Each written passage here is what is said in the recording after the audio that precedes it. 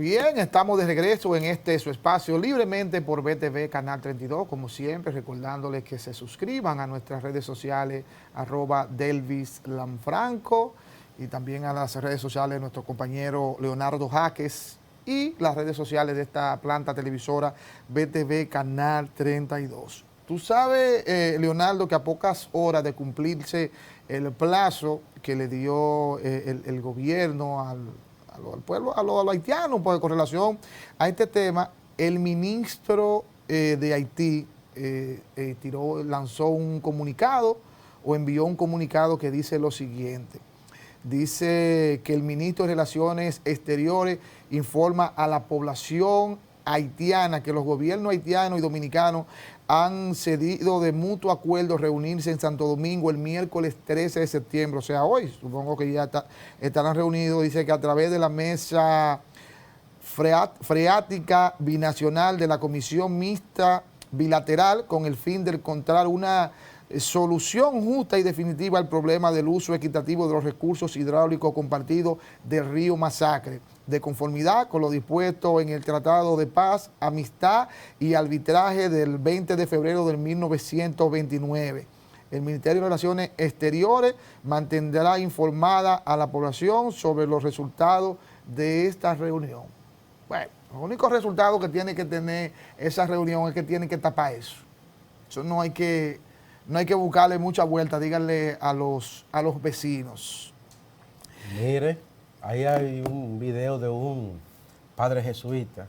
¿Qué dijo el padre jesuita? No, el padre está de acuerdo con la construcción de ese canal. Él plantea que los haitianos tienen derecho a acceder a las aguas del río Masacre y que ese canalito, como él dice, no va a afectar a ese río importante. ¿De dónde es ese sacerdote? Sí. Mira, sube el audio ahí para... Como si Haití quisiera desviar el río Masacre para su lado. Miren, hay que decir la verdad. Los haitianos están construyendo un canalito, para tomar agua del río Masacre, en la parte haitiana.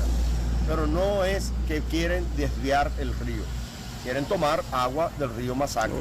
Y creo que tienen derecho porque el río en esa parte es río binacional. Nosotros tenemos 11 canales y 6 diques y varios acueductos del río Masacre y nunca le hemos consultado a Haití si podemos coger agua o no coger agua. En la vigía tenemos un dique, de la parte de abajo, después de Dajabón, tenemos varias tomas de agua. Es decir, que había que actuar con justicia y debíamos compartir el recurso de manera ordenada, de manera organizada, para que podamos compartir las cosas que Dios nos ha dado entre los dos países y que eso cree paz entre nosotros, que esto no cree una división, que esto no cree un problema de violencia. Y hay que decirle a la gente, no estamos en ningún peligro nacional con relación al canalito que están construyendo en Haití. Eso no es un asunto de seguridad nacional. Eso se resuelve con Cancillería, eso se resuelve con diálogo, eso se resuelve entre las dos naciones, hablando y poniéndose de acuerdo.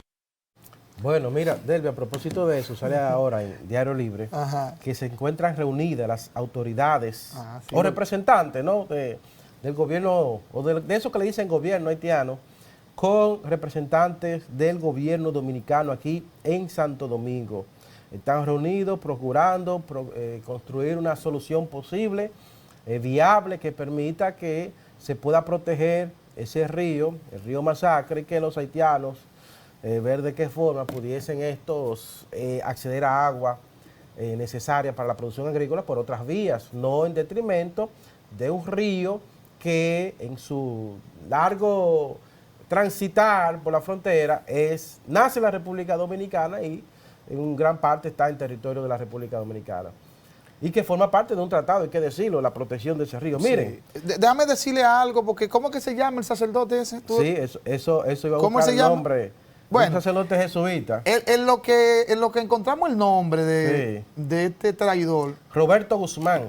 Sí, Roberto Guzmán, ¿verdad? Que se llama el sacerdote traidor jesuita.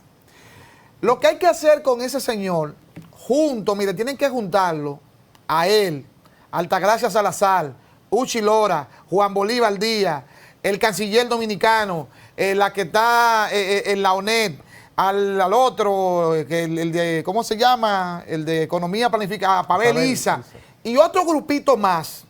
tienen que cogerlo a todo y llevarlo a Haití y dejarlo allá.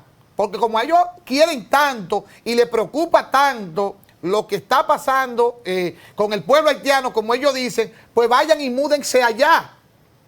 Porque si ustedes lo quieren tanto, vayan y múdense para allá. Entonces, oye, como dice él, que esto es un problema que se resuelve con reuniones con Cancillería. Señores, pero que cuál acuerdo con esta gente se ha podido cumplir en la República Dominicana nunca. Entonces, esta gente que depredaron su país, que acabaron con todo, que no le queda nada y que han depredado parte del territorio dominicano también, ahora también tenemos que dejarlo que desvíen un río, porque no es un canalito como usted está diciendo, sacerdote. Ahí el tamaño que tiene eso es para hacer un desvío. Mire, eso es un desvío que si eso se hace, van a sufrir una gran cantidad de personas que viven de la agropecuaria en la zona fronteriza del lado dominicano. Porque ¿por qué no se deja correr el río normal como va? Ah, no. Hay un grupo de empresarios haitianos en complicidad, si se le puede llamar gobierno a lo que existe ahí, que son los que están haciendo esto. Porque eso, tú sabes que eso fue una promesa de campaña del presidente, ¿cómo que se llamaba? Moïse. Jovenel Moïse. Él prometió eso y eso se inició. Con el conflicto que había, se paró un momentico y arrancaron. Y quieren venir con la excusa para que tú veas si son irresponsables, de que no, que eso no es el gobierno, que esos son empresarios. Oh, y usted no supuestamente dice que es el ministro y jefe del gobierno haitiano y cualquier empresario entonces puede hacer lo que le dé la gana ahí y usted no lo puede parar. Eso es un engaño más. Entonces a todos esos traidores que están opinando de esa forma, deben de sacarlo a patada y mandarlo para allá, para Haití. Totalmente de acuerdo. Frente a este tema neurálgico, altamente sensitivo y existencial, toda la nación dominicana, todas las fuerzas vivas, todas las fuerzas políticas, empresariales, sociales y económicas deben mantenerse de un lado, del lado de la patria, del lado de la república, en contra de los traidores, en contra del invasor, en contra de un vecino que apenas tiene un 1% de reserva forestal porque destruyeron su capa boscosa, que no tienen agua porque destruyeron sus ríos, que no tienen, señores, siquiera un aparato productivo porque destruyeron ese aparato productivo, que no tienen ese gran capital empresarial porque enfrentaron, desafiaron todo y destruyeron ese gran capital empresarial. Entonces ahora, como no tienen agua, como no tienen capa boscosa, procuran ir detrás del agua dominicana. Devastar la nuestra. Devastar la nuestra. Irán también y van detrás de nuestros bosques para producir carbón. ¿Qué más tenemos nosotros que darle al pueblo haitiano? ¿Hasta dónde podremos nosotros resistir la carga del pueblo más pobre del continente y el tercero más pobre a nivel mundial? Ya no resistimos más. Entonces, ante esto, señor Roberto Guzmán, un sacerdote jesuita, un atrevido, un irresponsable, un bandido, lo que es ese sacerdote. ¿Cómo él se atreve a decir, primero un canal de 4 kilómetros, y él dice que es un canalito, que con eso no va a desviar un tubo de media fue que pusieron? Sí, sí. Es irresponsable, charlatán. Respétese y respete a este pueblo dominicano, que le ha costado sangre, sacrificio, esfuerzo a muchos hombres para construir esta República Dominicana libre, soberana, independiente, coño. Por los 4 cabellitos que le quedan, para que no vayan a decir a mí me quedan más, por los 4 cabellitos que le quedan a él, que hay que sacarlo de aquí. Sí. Mira, sí, porque una vez me dice, no, pero tú no, a mí me quedan más peladas que a él. Mira, Leonardo, tenemos una noticia de último minuto, y es que la Corte, dice, acoge recusación y aparta a jueza Patricia Padilla de caso José Ramón Peralta, o sea, del caso Calamar. Dice la información que luego de que el equipo legal del exministro administrativo de la presidencia, José Ramón Peralta, recusara a la jueza Patricia Padilla, la tercera sala penal de la Corte de Apelación acogió la solicitud y apartó a la jueza del caso de corrupción Calamar. De acuerdo a la resolución del tribunal, compuesto por los jueces Pedro Antonio Sánchez, presidente, Nancy María Joaquín y Daniel Julio Nolasco, la jueza Padilla obró con discrepancia excesiva al dejar sin efecto la revisión obligatoria de la medida de coerción que le correspondía al imputado José Ramón Peralta. Óyelo ahí, ya la justicia está dando señales, los tribunales dando señales de cosas incorrectas que se están cometiendo en contra de acusados. Y yo, cada vez que hablo de este tema, lo único que digo es, yo no sé si son culpables, si son inocentes. Lo que hay que tratar es que a todo el mundo se le mida con la misma vara, porque la justicia debe ser igual para todos. No puede ser que la justicia solo sea para darle correazo a uno y a otros no. Aquí se está violando la ley como que nada es nada. ¿Tú sabes lo que es tú tener un acusado y tú no permitirle a la barra de su defensa, tú no entregarle el expediente acusatorio? O sea, eso no es posible. Y lo que tienen que hacer mucho, que tú oyes hablando y cosas, es mirarse en ese espejo. Porque mañana eso le puede tocar a cualquier ciudadano. No miremos nada más funcionarios o exfuncionarios.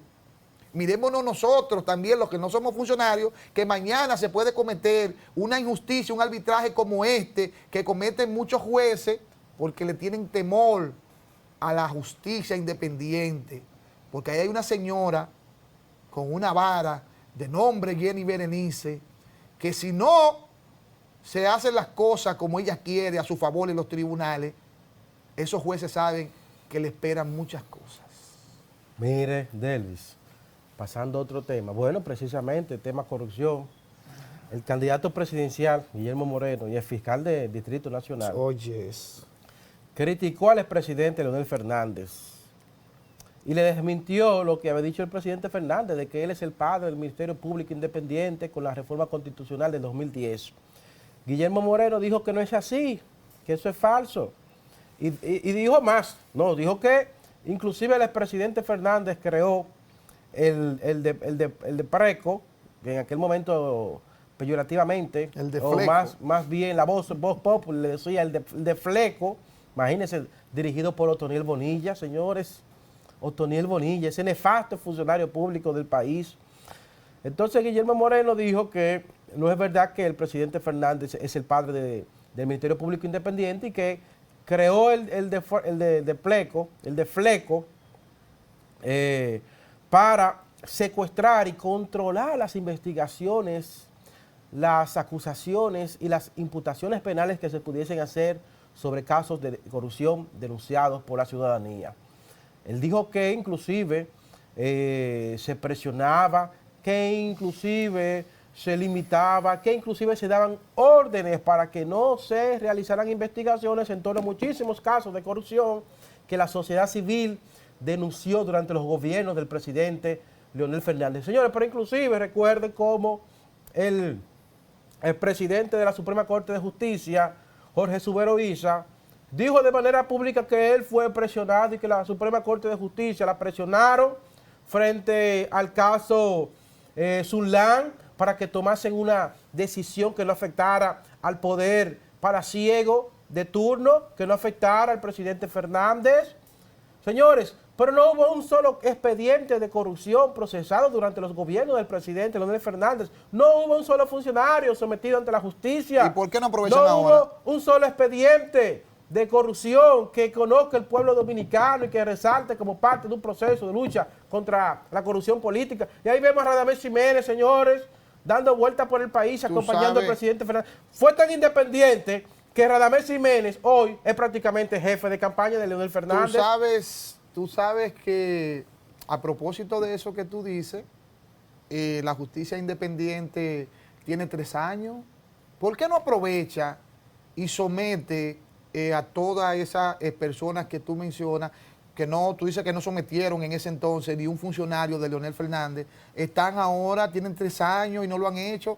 Pero vuelvo y te repito, la actual jefa del Ministerio Público Independiente, Jenny Berenice, fue la que archivó un expediente de supuesta corrupción al presidente Leonel Fernández, y ella ahora es la jefa del Ministerio Independiente. ¿Por qué no aprovecha?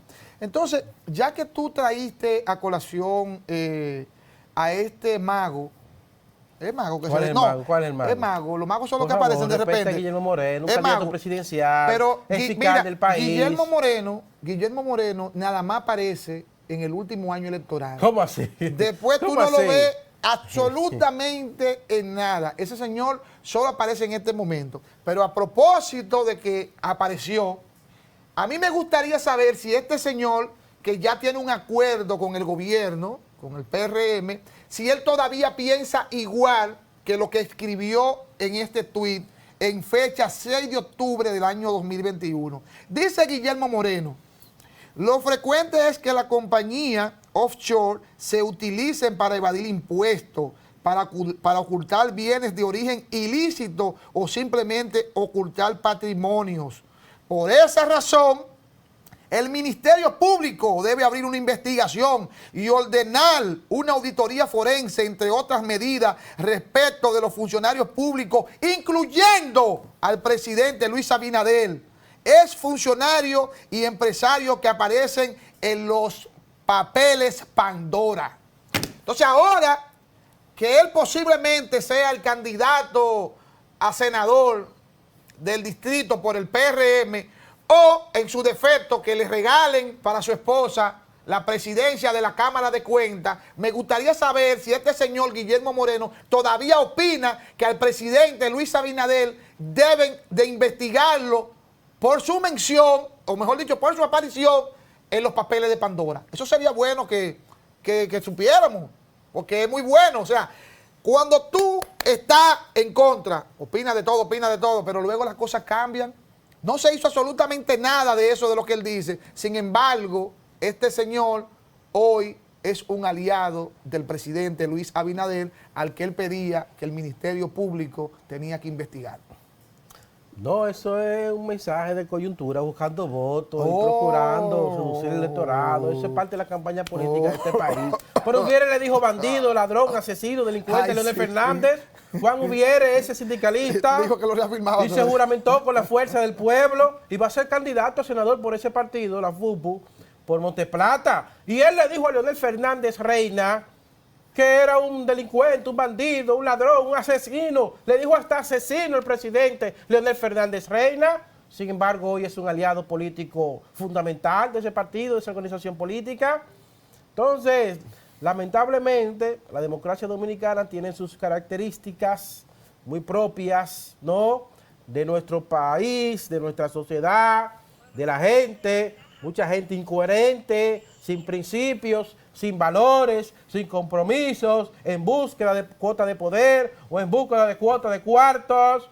Y dentro de esa lógica se generan comentarios, declaraciones, presiones para después usted ver a ese dirigente opositor que cuestionaba el oficialismo, adherirse a las fuerzas oficialistas y procurar una posición pública de relevancia o tal vez una cuota de poder que muchas veces ni siquiera conocemos, pero lamentablemente en base a ese paradigma un tanto vergonzoso es que se ha desempeñado la democracia dominicana. Mira, yo no sé por qué que a mí me gusta estar como desempolvando. ¿Cómo así? Desempolvando tantas cosas. El desempolvador es usted ahora. Sí, sí. Tú sabes que en el 2021 el diputado Darío Zapata de Dajabón, en un acto, que si digo lambonismo como que se oye como feo, ¿puedo decir eso? Dígalo, dígalo. Bueno, en un acto así mismo de lambonismo, el diputado Darío Zapata dijo que al ministro de Obras Públicas del INE Ascensión había que construirle una estatua. Eso lo dijo él en la inauguración de un sinnúmero de obras que se realizaban se inauguraban en ese momento en la provincia de Dajabón, incluyendo esta carretera de La Vigía, lo que se llama La Vigía, en Dajabón. Y este señor, todo oriundo, pidió una estatua para el mejor ministro de Obras Públicas. Un año nada más en el ministerio, pero ya había que hacerle una estatua. Sin embargo, una de esas carreteras que fueron asfaltadas por el ministro de Obras Públicas, miren ustedes las condiciones en las que se encuentra en el día de hoy. Vamos a ver si tenemos para que ustedes vean que una carretera que se inauguró, por la cual había que hacer una estatua al ministro de Obras Públicas, ustedes puedan apreciar en las condiciones que se encuentra. Bueno, en lo que viene la imagen, Leonardo, este Ministerio de Obras Públicas que ha manejado recursos y recursos y han tenido hasta leyes para poder continuar obras. Sin embargo, muchísimas de estas obras, de estas construcciones, a los pocos meses de ser inauguradas, ya están totalmente deterioradas. Y eso debería tener consecuencias. Y no solo ahora, en todos los momentos. O sea, yo he dicho que cada vez que un ingeniero, que un ministro, porque el ministro es que está a cargo de la institución, pasen cosas como esta, debe de someter a los ingenieros. Y si no se somete a los ingenieros, que entonces sea el ministro que lo pague. Y han demostrado incapacidad. Al puente Duarte, ¿cuántas veces no han tenido que corregirle después de que lo inauguraron?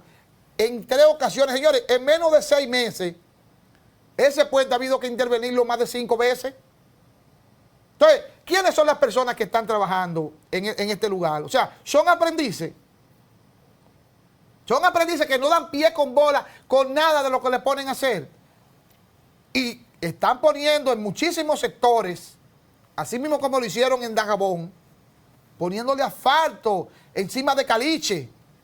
Y todo el mundo sabe que si usted no quema, como se le llama eso, que hay que ponerle la gravilla con un poco de ¿cómo se llama?, de petróleo para que esto pueda agarrar, eso se va en 2 días. Pero como ese dinero no es de ellos, eso no le importa. Pero mientras tanto, este ministro, que es el secretario de organización del gobierno, está viento en popa ocupado con la reelección del presidente Abinader. Bueno, aquí vemos que el viceministro de Relaciones Exteriores es quien está encabezando la representación de la delegación dominicana. ¿Quién?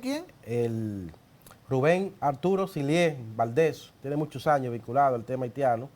Él es un viceministro del Ministerio de Relaciones Exteriores. Exactamente, viceministro. Lea la información para yo decirle algo. Es la persona que encabeza la noche de este miércoles una reunión bilateral con autoridades haitianas para tratar de resolver el impasse que se ha creado con el reinicio de la construcción del canal de riego que busca desviar agua del río Masacre o Dajabón.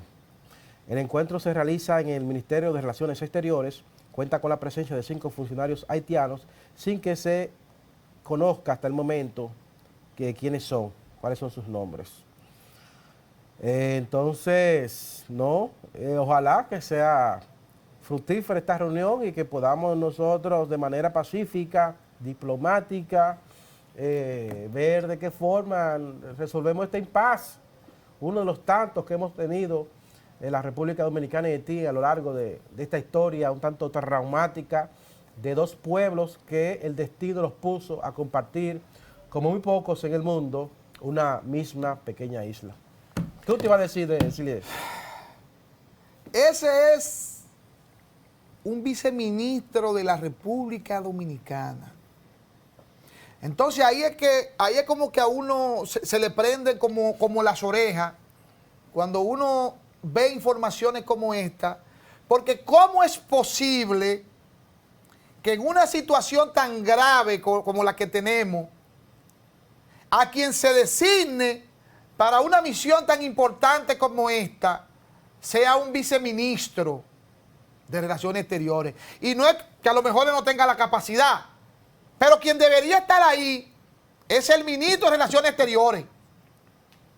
Es el que debería estar ahí dando la cara, defendiendo a la República Dominicana.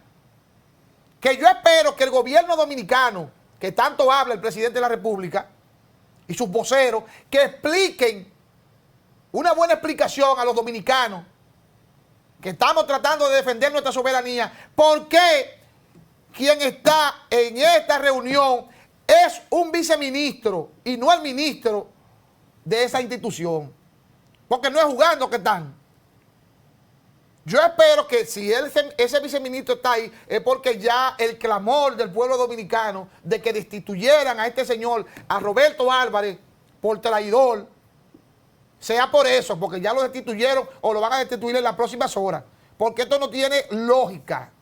No hay lógica que un problema, Leonardo, tan grave como este, usted envíe a un viceministro a representar el gobierno.